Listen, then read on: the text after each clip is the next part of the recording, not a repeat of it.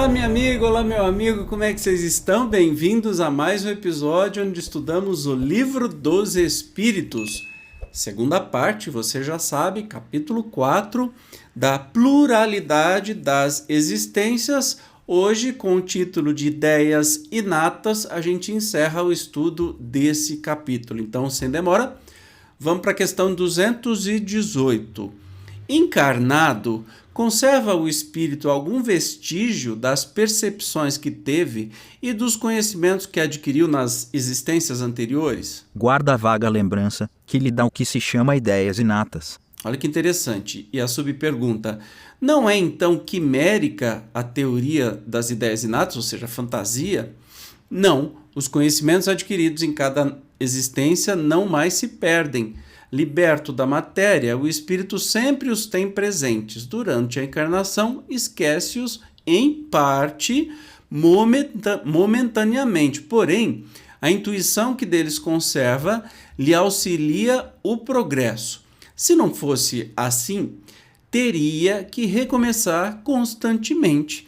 Em cada nova existência, o ponto de partida para o espírito é o em que na existência procedente ele ficou. Ainda bem que é assim, né, gente?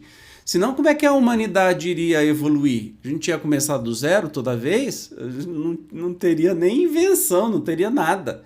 Seria uma catástrofe, né? Então, o que a gente chama de ideias inatas são experiências que a gente adquiriu.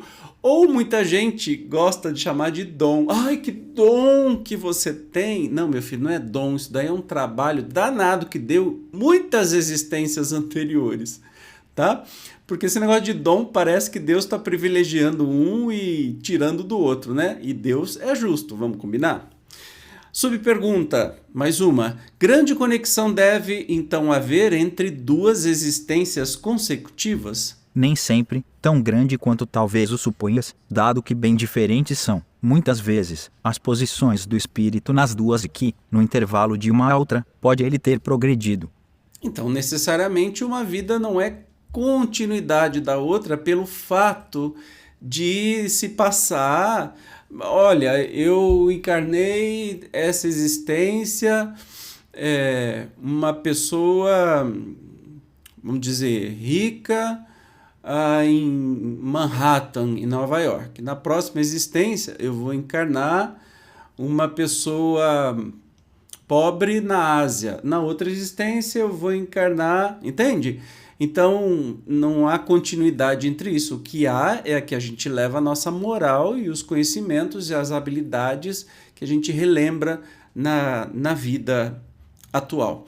219. Qual a origem das faculdades extraordinárias dos indivíduos que, sem estudo prévio, parecem ter a intuição de certos conhecimentos, o das línguas, do cálculo, eu vou acrescentar aqui, da música, né, seu Kardec, etc. Resposta. Lembrança do passado, progresso anterior da alma, mas de que ela não tem consciência. De onde queres que venham tais conhecimentos? O corpo muda, o espírito, porém, não muda, embora troque de roupagem. Engraçado, eu já falei para vocês que eu não estudo antes, né?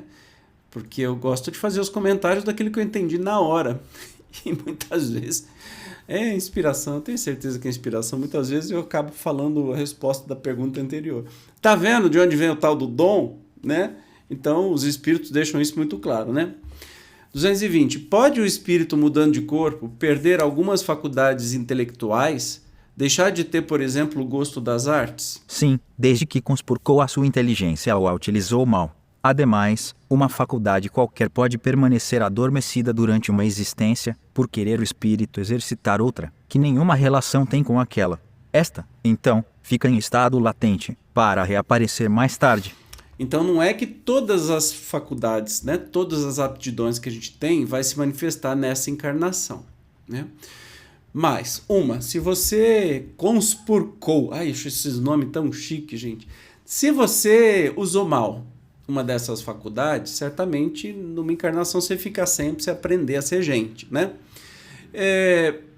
Outra coisa, provavelmente todos nós já em encarnações fomos cantores, fomos instrumentistas, fomos matemáticos, fomos tanta coisa e na verdade nessa a gente não se lembra de tudo. Alguma a gente lembra e dá continuidade. E assim vai ser para as próximas também. Porque a gente pode até escolher, antes de reencarnar, dizer assim, olha, nessa daqui eu não vou desenvolver as minhas faculdades de, sei lá, de arquitetura, por exemplo.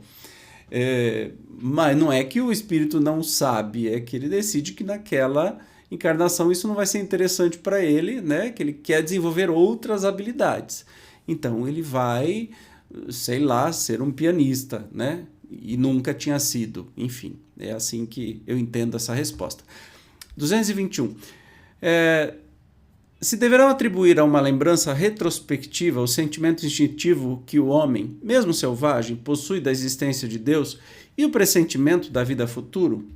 É uma lembrança que ele conserva do que sabia como espírito antes de encarnar, mas o orgulho amildadamente abafa esse sentimento.